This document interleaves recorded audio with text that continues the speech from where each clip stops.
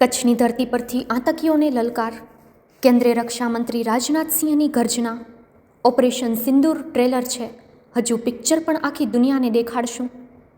26 નિર્દોષ લોકોના જીવ લેનાર પહેલગામમાં નાપાક આતંકી હુમલા બાદ આતંકને પોષતા પાકિસ્તાનને ઓપરેશન સિંદૂર અંતર્ગત સબક શીખવાડાયા બાદ આ ઓપરેશન સિંદૂર હજુ પૂરું થયું નથી તેમ જણાવતા કચ્છના જવાનોની પીઠ થાબડવા આવેલ કેન્દ્રીય રક્ષામંત્રી શ્રી રાજનાથસિંહે ભુજ ખાતે ભારતીય ફૌજના જવાનોને સંબોધન કરતા કહ્યું કે દુનિયાએ આતંક સામે ભારતીય સેનાને લીધેલ કડક પગલાં જોયા છે, એ માત્ર ટ્રેલર છે.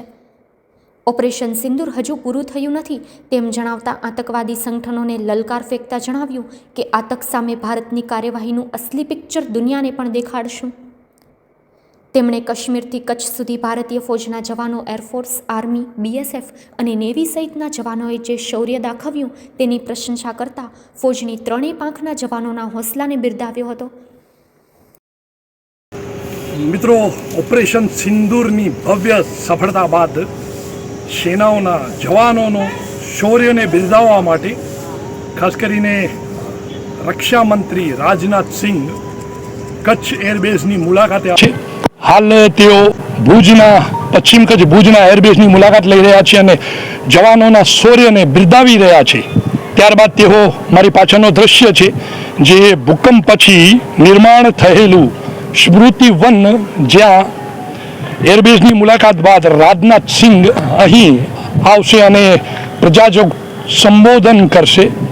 ખાસ કરીને વાત કરીએ તો ઓપરેશન સિંદૂરની ભવ્ય સફળતા બાદ ગઈકાલે ભુજની અંદર, સમગ્ર ભારતમાં આમ તો પણ ખાસ કરીને ભુજની વાત કરીએ તો ભુજની અંદર ભવ્ય તિરંગા યાત્રા યોજાઈ હતી અને જવાનોનું શૌર્યને બિરદાવવામાં આવ્યું હતું. સમગ્ર કચ્છમાંથી દરેક રાજકીય પક્ષ અને કચ્છના દરેક લોકો, દેશપ્રેમી લોકો તિરંગા યાત્રામાં જોડાયા હતા અને આજે રાજનાથસિંહ રક્ષામંત્રી ભુજની મુલાકાતે આવ્યા છે. ખાસ કરીને થોડીક ક્ષણોમાં રાજનાથસિંહ સ્મૃતિવનની મુલાકાત લેશે અને ભુજના લોકોને, કચ્છના લોકોને સંબોધન કરશે અને વીર જવાનોના શૌર્યને બિરદાવશે. નિતેશ ગોર, ભુજ, કચ્છ કાનૂન ક્રાઇમ. તેમણે સ્પષ્ટ શબ્દોમાં કચ્છની સીમા પરથી સીમા પાર પોતાનો અવાજ પહોંચાડતા જણાવ્યું કે આપણે શાંતિથી જીવનારા લોકો છીએ.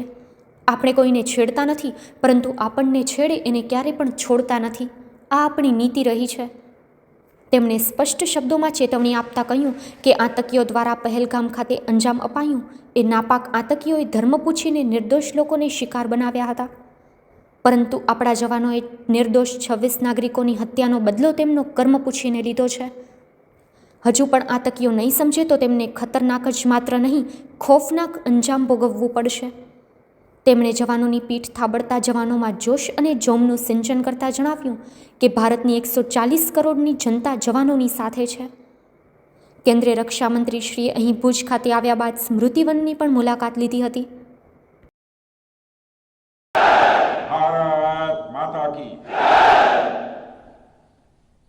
Air Chief Marshal AP Singh, Chief of Air Staff, Air Marshal Nagesh Kapoor, OC&C, South Western Air Command, Lieutenant General Dheeraj Sheth, GOC&C, Southern Command, Commodore Sudeep Malik, NOIC, Gujarat 3, Anand Kumar DIG Vaishya, Commandant Sri Sandeep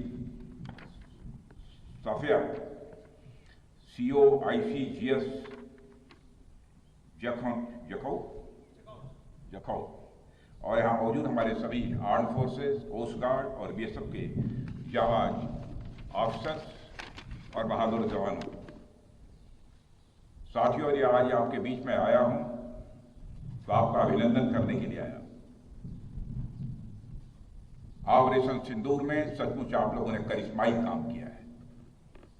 Bharat का मस्तक सारी दुनिया में आपने ऊंचा किया है, इसलिए मैं आप सबके बीच आया। इसलिए ऑपरेशन सिंदूर के दौरान जो हमारे सैनिक अथवा हमारे सिविलियंस जो भी शहीद हुए हैं, मैं सबको मैं नमन करता हूं और जो हमारे बहादुर जवान घायल हुए हैं उनके शीघ्र स्वस्थ होने की भी मैं ईश्वर से मैं कामना करता हूं। आप जानते हैं कि हमारे देश की मजबूत भुजा भुज में आप सबके बीच आकर मुझे स्वाभाविक रूप से गौरव की अनुभूति हो रही है। और यह भुज 1965 में पाकिस्तान के खिलाफ हमारी जीत का भी साक्षी रहा है, और यह भुज 1971 में पाकिस्तान के खिलाफ हमारी जीत का भी यह साक्षी रहा है। और आज एक बार फिर यह भुज पाकिस्तान के खिलाफ हमारी जीत का साक्षी बना है। इसकी मिट्टी में देशभक्त की खुशबू है और यहाँ के जवानों में भारत की सुरक्षा का एक अडिग संकल्प भी है। मैं आप सभी एयर वॉरियर्स, समस्त आर्म्ड फोर्सेस और अपने बीएसएफ के सभी जाबाजों का यहाँ पुनः अभिनंदन करता हूँ।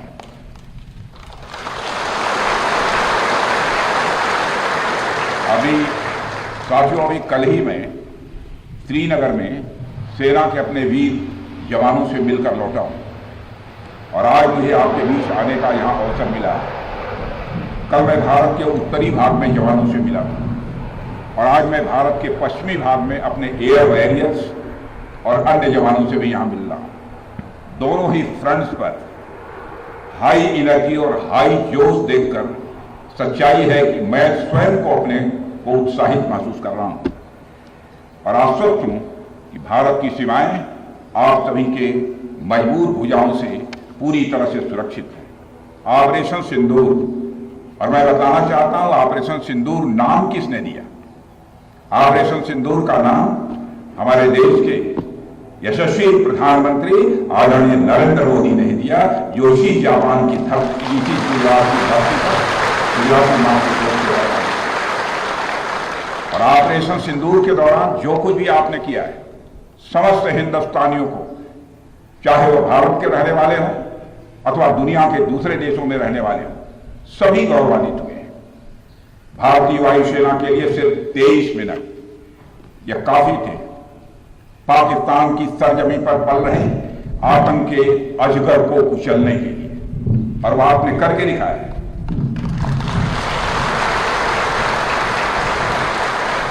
और मैं ये कहूं तो यह कहना गलत नहीं होगा, जितनी देर में लोग नाश्ता पानी निपटाते हैं उतनी देर में आपने दुश्मनों को निपटा दिया।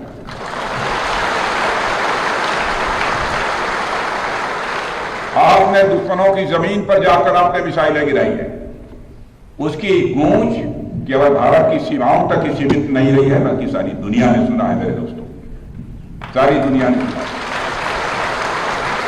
और वास्तव में वह गूंज सिर्फ मिसाइल्स की ही नहीं थी, वह गूंज थी आपके शौर्य की और भारत के सेना के जवानों के पराक्रम की। ऑपरेशन सिंदूर में भारतीय वायुसेना ने जो प्रभावी भूमिका निभाई है, उसकी सराहना इस देश में ही नहीं बल्कि दुनिया के दूसरे देशों में भी हो रही है। आपके इस ऑपरेशन में न केवल दुश्मनों को डोमिनेट किया है आपने, बल्कि उन्हें डेसिमेट करने में भी कामयाबी हासिल की है। आतंकवाद के खिलाफ चलाए गए इस अभियान को नेतृत्व हमारी एयरफोर्स ने किया, और हमारी एयरफोर्स एक ऐसी स्काई फोर्स है जिसने अपने शौर्य, पराक्रम और प्रताप से आसमान की नई और बुलंद ऊंचाइयों को भी छू लिया है। मैं chief air marshal AP Singh को भी इसके लिए मैं बधाई देना चाहता हूं, उनके पूरे ऑफिसर्स, उनके पूरे टीम, उनके सारे जवानों को भी मैं बधाई देता हूं। और साथियों, कोई छोटी बात नहीं है कि हमारी एयरफोर्स की पहुंच पाकिस्तान के हर कोने तक है, और यह बात पूरी तरह से साबित हो चुकी है तो हमारी तीनों फोर्सेस की, लेकिन आज एयरबेस पर आए हूं इसलिए मैं इसकी चर्चा कर रहा हूं। और आज स्थिति यह है कि भारत के फाइटर प्लेन बिना सरहद पार किए ही यहीं से उनके हर कोने तक सीधा प्रहार करने में पूरी तरह से सक्षम है। और पूरी दुनिया ने देख लिया है कि कैसे आपने पाकिस्तान की धरती पर मौजूद आतंकवाद के 9 ठिकानों को ध्वस्त कर दिया। बाद में की गई कार्रवाई में उनके अनेक एयरबेस भी तबाह कर दिए गए। ऑपरेशन सिंदूर के दौरान इंडियन एयरफोर्स ने केवल पराक्रम ही नहीं दिखाया है, बल्कि पूरी दुनिया के सामने प्रमाण भी दिया है। प्रमाण इस बात का कि अब भारत की युद्ध नीति और टेक्नोलॉजी यानी तकनीक भी दोनों बदल चुकी है। आपने प्रधानमंत्री मोदी जी के नेतृत्व में नए भारत का संदेश पूरी दुनिया तक इस बार पहुंचा दिया है।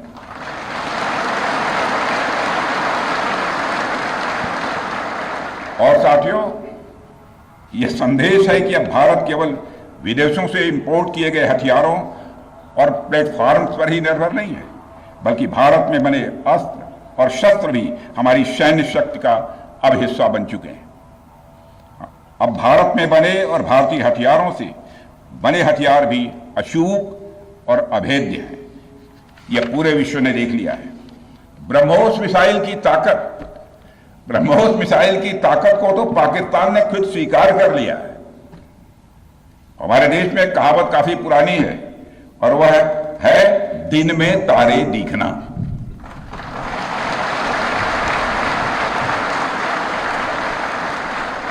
मगर भारत में बनी ब्रह्मोस मिसाइल ने पाकिस्तान को रात के अंधेरे में दिन का उजाला दिखा दिया है। रात के अंधेरे में दिन का उजाला दिखा दिया है। भारत के जिस एयर डिफेंस सिस्टम की तारीफ हर तरफ हो रही है, उसमें डीआरडीओ द्वारा बनाए गए आकाश और अन्य राडार सिस्टम की जबरदस्त भूमिका रही है। साथियों, कई स्थानों पर हमारे नागरिक दुश्मन के ड्रोन आते देख भाग नहीं रहे थे, बल्कि हमारे एयर डिफेंस सिस्टम के हाथों उनको मार गिराने की वीडियो बना रहे थे।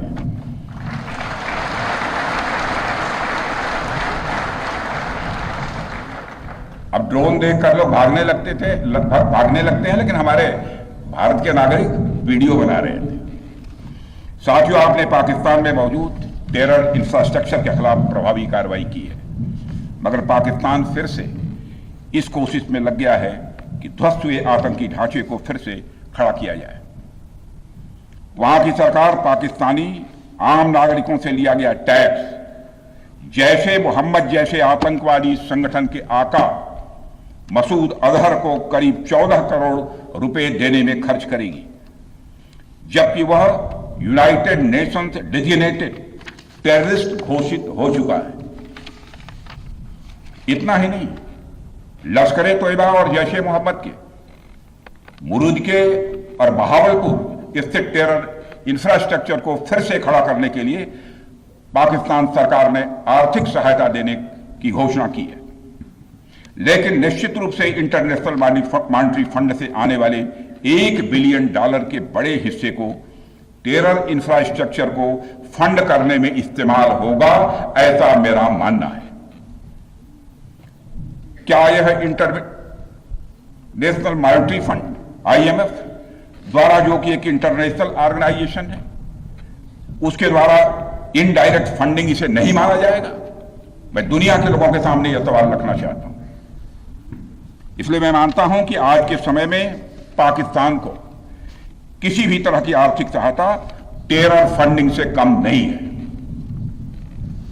भारत यही चाहेगा कि IMF पाकिस्तान को अपनी $1 बिलियन की असिस्टेंस पर वह पुनर्विचार करे और आगे भी किसी भी तरह की सहायता देने से IMF परहेज करे।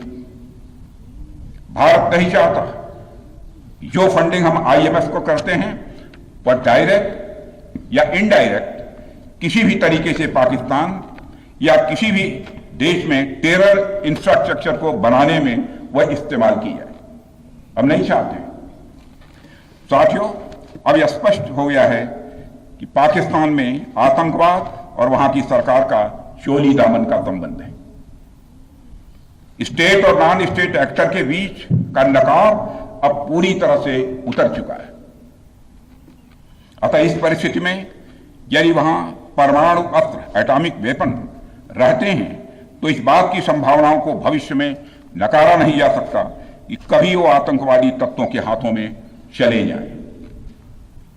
ये सिर्फ भारत के लिए नहीं बल्कि पूरी दुनिया के लिए और पाकिस्तान की आम जनता के लिए भी एक गंभीर खतरे की बात होगी। सारे विश्व और खासकर पाकिस्तान की आवाम को यह समझना होगा कि वो कितने बड़े खतरे के मुकाम पर बैठे हैं। वो एक ऐसे बारूद की ढेर पर बैठे हैं जिसके चारों तरफ माचिसों आपस में लड़ते हुए लोग हैं। इस हालात के लिए पाकिस्तान की फौज को संदेश देना चाहूंगा, कागज का है लिबास, कागज का है लिबास, चिरागों का शहर है, चलना संभल संभल के क्योंकि तुम नशे में हो।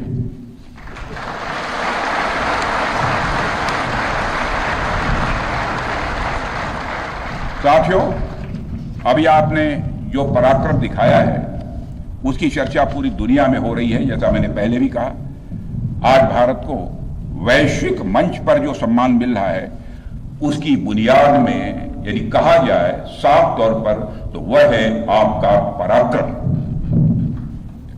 और यही कारण है कि भारत का बच्चा बच्चा आपको अपना आइडल मानता है, बच्चा बच्चा आपको अपना आदर्श मानता है। आपने पूरे देश को यकीन दिलाया है कि नया भारत अब सहन नहीं करता बल्कि वह पलटकर जवाब देता है।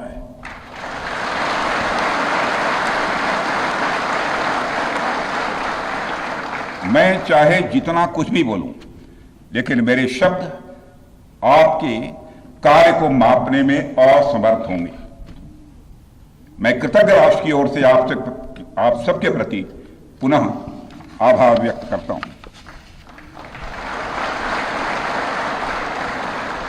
साथियों, अब आतंकवाद के विरुद्ध लड़ाई केवल सुरक्षा का विषय नहीं बल्कि नेशनल डिफेंस डॉक्ट्रिन का यह हिस्सा बन चुकी है। हम आपके साथ मिलकर इस प्रॉक्सी और हाइब्रिड वॉरफेयर को जड़ से समाप्त करेंगे।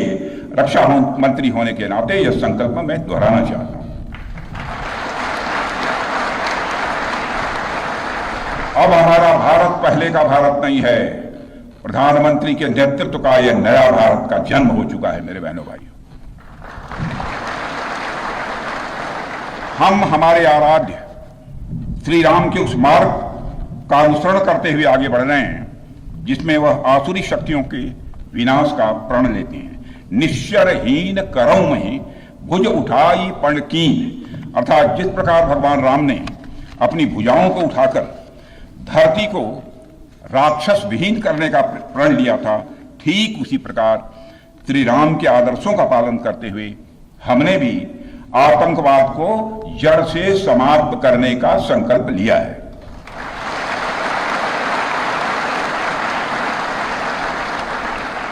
साथियों, प्रधानमंत्री मोदी जी के नेतृत्व में हमारी सरकार आने के बाद सैन्य मामलों को लेकर भारत की सोच और सामर्थ्य दोनों में अभूतपूर्व बदलाव आया है। हम भगवान राम के उस सिद्धांत का पालन करते हैं, सठ संग विनय कुटिल संग प्रीति, सहज कृपण संग सुंदर नीति, अर्थात दुष्ट के साथ विनम्रता, कुटिल के साथ सदाशयता और कंजूस के साथ उदारता का आचरण कभी भी नहीं करना चाहिए। मैं आप लोगों को भी बता रहा हूं, बल्कि सठे साठ्यम समाचरे टिट फॉर टैट।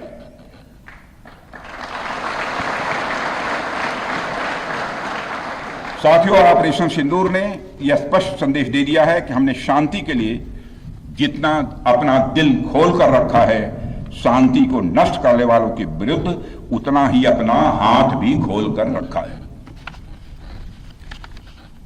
साथियों, एक और बात मैं यहां साफ कहना चाहूंगा कि ऑपरेशन सिंदूर अभी खत्म नहीं हुआ है। जो कुछ भी हुआ है वह सिर्फ एक ट्रेलर मात्र था। अब समय आएगा, जब भी सही समय आएगा तो हम पूरी पिक्चर भी दुनिया को दिखाएंगे।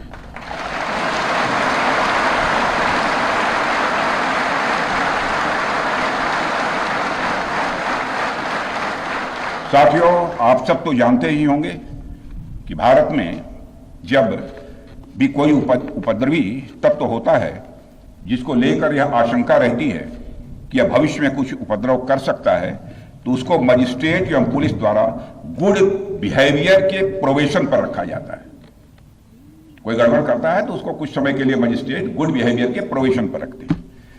अगर वह व्यक्ति प्रोबेशन के दौरान कोई भी शरारत करता है तो उसे उचित दंड भी दिया जाता है। ठीक उसी तरह वर्तमान सीज फायर में हमने पाकिस्तान को बिहेवियर के आधार पर अभी प्रोबेशन पर रखा हुआ है। यदि उसका बिहेवियर सुधरता है तब तो ठीक, और यदि बिहेवियर में फिर से गड़बड़ी आती है तो उसको कड़े से कड़ा दंड दिया जाएगा।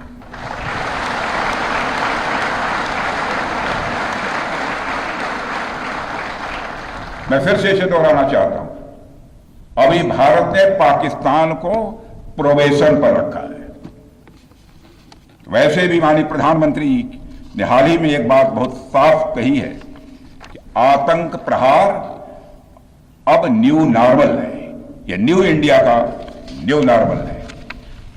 अब हमने साफ कर दिया है कि हमारी संप्रभुता को यदि कोई नुकसान पहुंचाएगा तो अब प्रहार भी झेलेगा। आतंकवाद का हम लाउडर और स्ट्रांगर जवाब देने के लिए तैयार हैं।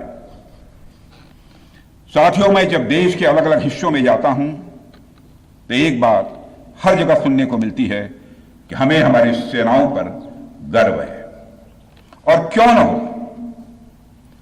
आप सबने अपने पराक्रम से, अपने शौर्य से पूरे देश के दिल में एक अपनी खास जगह बनाई है।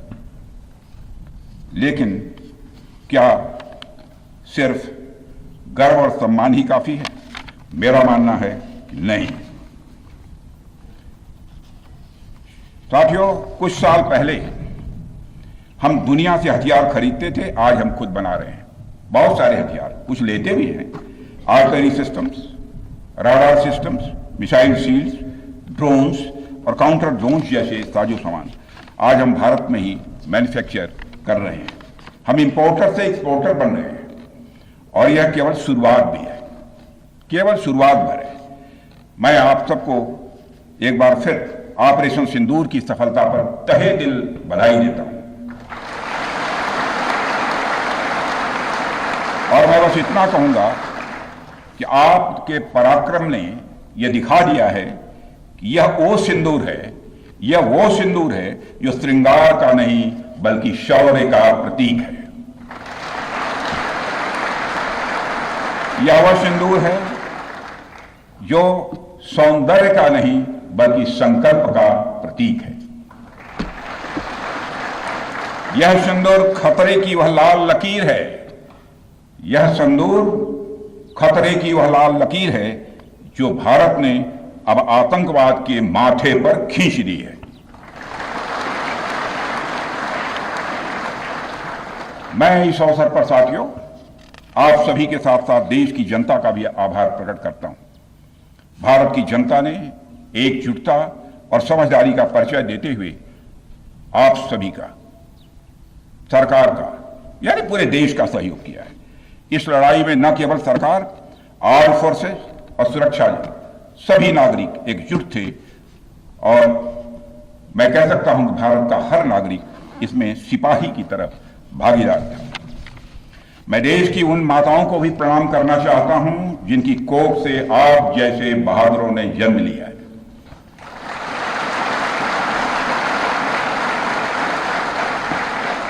मैं उन परिवारों को भी नमन करता हूं जिन्होंने आपको पाला पोसा और बिना किसी हिचक के राष्ट्र की सेवा के लिए आपको समर्पित कर दिया। और मैं आपको आश्वासन देता हूं, सरकार और देश की जनता हर कदम पर, हर स्थिति में आपके कंधे से कंधा मिलाकर आपके साथ खड़ी है।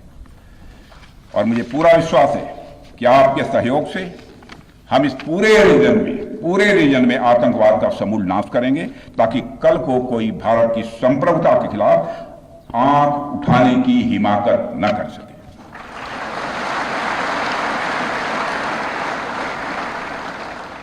साथियों, मैं कहना चाहूंगा कि भारत की सेना जो अदम्य शौर्य दिखाया है और सरकार ने जो अद्भुत कूटनीतिक परिदृश्य बनाया है, मैं फिर से दोहराना चाहूंगा, भारत की सेना ने जो अदम्य शौर्य दिखाया है और सरकार ने जो अद्भुत कूटनीतिक परिदृश्य बनाया है, उसके आधार पर मेरे बहादुर जवानों, आप आश्वस्त रहिए कि भारत के भविष्य का सूर्य प्रखरता के साथ उदित होने वाला है और यह सब रात के टिमटिमाते हुए नक्षत्रों की तरह बुझने वाले हैं। इसलिए आज मैं कहने आया हूं, सेनानी करो प्रयाण अभय, सेनानी करो प्रयाण अभय, भावी इतिहास तुम्हारा है, सब नखत अमा के बुझते हैं, सारा आकाश तुम्हारा है। इन्हीं शब्दों के साथ पुनः आप सबके प्रति आभार व्यक्त करते हुए और साथ ही आपके सभी परिवार के सदस्यों के प्रति कृतज्ञता ज्ञापित करते हुए, उनके प्रति हृदय से सम्मान की अभिव्यक्ति करते हुए अपना निवेदन समाप्त करता हूं। बोलिए भारत माता की, भारत माता की। बोले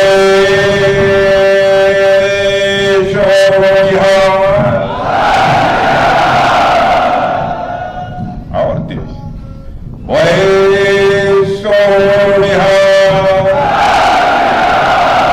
भारत माता की। धन्यवाद।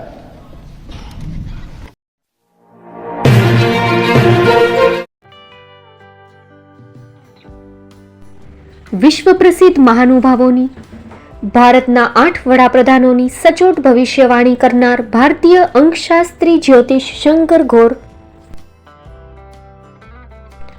ભારતના વડાપ્રધાન શ્રીમતી ઇન્દિરા ગાંધીની વિજયની તથા અકાળે મૃત્યુની સચોટ ભવિષ્યવાણી કરનાર જ્યોતિષી, ભારતના વડાપ્રધાન રાજીવ ગાંધીની વિજયની તથા રાજીવ ગાંધીના અકાળે મૃત્યુની સચોટ ભવિષ્યવાણી કરનાર ભારતીય અંકશાસ્ત્રી, ભારતના વડાપ્રધાન નરેન્દ્ર મોદી 2014માં વડાપ્રધાન બનશે અને લાંબો સમય શાસન કરી 2024માં જીતની હેટ્રિક કરશે તેવી 12 વર્ષ અગાઉ સચોટ ભવિષ્યવાણી કરનાર વિશ્વના પ્રથમ ભારતીય અંક જ્યોતિષી,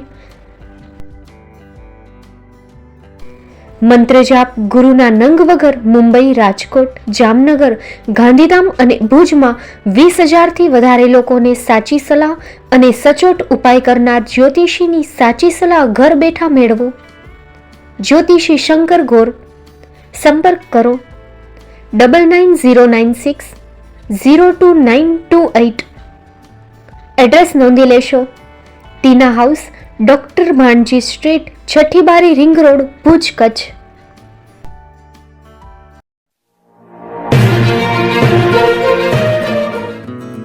ભુજમાં આવી ગયું છે તમારી ખુશીઓમાં 4 ચાંદ લગાવવા gown house pre wedding special. ખુશીઓની ખાસ પળોને બનાવો વધુ યાદગાર અને શાનદાર ગાઉન હાઉસ સાથે. અમે લઈ આવ્યા છીએ તમારા માટે ખાસ ભાડે મળતા બ્રાઇડલ અને ફેશનલ વસ્ત્રોનું શાનદાર કલેક્શન. અમે આપીએ છીએ bridal gown, bridal choli, crop top, maternity gown, tail gown, pre wedding photoshoot, લગ્ન પ્રસંગો, પાર્ટી ફંક્શન્સ કે બર્થડે જેવા ખાસ અવસરો માટે અહીંથી ભાડે મેળવો અવનવી ડિઝાઇન અને ટ્રેન્ડી વસ્ત્રો જે આપનું વ્યક્તિત્વ સુંદર રીતે ઉજાગર કરશે અને તમારી ખુશીમાં 4 ચાંદ લગાવી દેશે. અમે ગુણવત્તા અને નવીનતાને મહત્વ આપીએ છીએ. દરેક ડ્રેસ સ્ટાઇલિશ છે અને દરેક અવસરને અનુકૂળ, એટલે તમારી ખાસ પળોમાં કોમ્પ્રોમાઇઝ નહીં. પસંદ કરો ફક્ત અને ફક્ત ગાઉન હાઉસ. અમારું સરનામું નોંધી લેશો. Mid town mall, shop number 110, પહેલે માળે, કોમર્સ કોલેજ સામે, શિવકૃપાનગર, ભુજ, કચ્છ. એક વખત અવશ્ય મુલાકાત લેજો. તમારા સપનાના ડ્રેસ માટે આજે જ સંપર્ક કરો. Contact number 6358090810, 9712337942.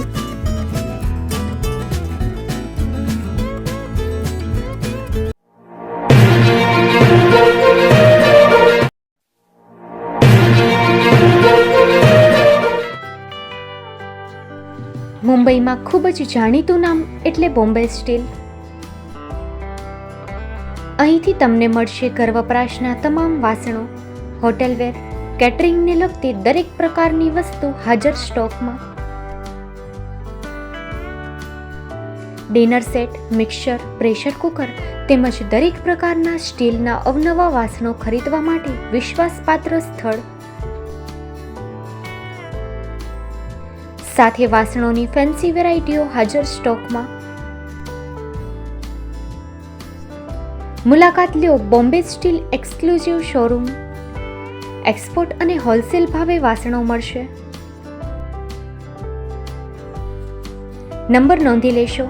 જગદીશભાઈ પટેલ, 9221870713, 022 6674 7625. મારુતિ જોગડે, 9930864095. Website www.thebombasteel.com. અમારું સરનામું નોંધી લેશો. Bombay steel, shop number 16-18, Godiji building, Tamba Kanta, Paydhuni, Kalba Devi road, Mumbai 400003, Maharashtra.